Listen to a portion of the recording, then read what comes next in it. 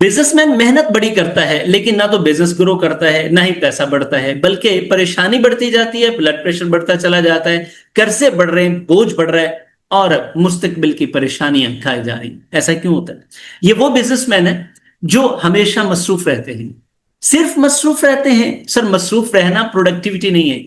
मैं आज ही, हमारा सेशन चल रहा है 6L क्लब में, प्रोफेशनल ग्रूमिंग का हमारा छठा कोर्स था, जिसमें मैंने टीम अपने साथ जितने भी कम्युनिटी है उनके साथ मैं शेयर कर रहा था कि सर, बुनियादी तौर पर परफॉर्मेंस से नहीं कुछ भी बनता तब तक जब तक परफॉर्मेंस का रिजल्ट नहीं आता।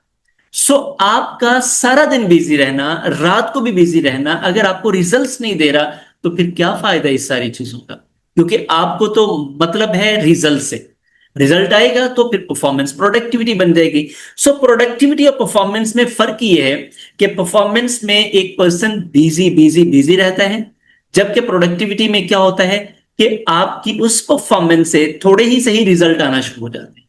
तो रिजल्ट्स पे काम कीजिए।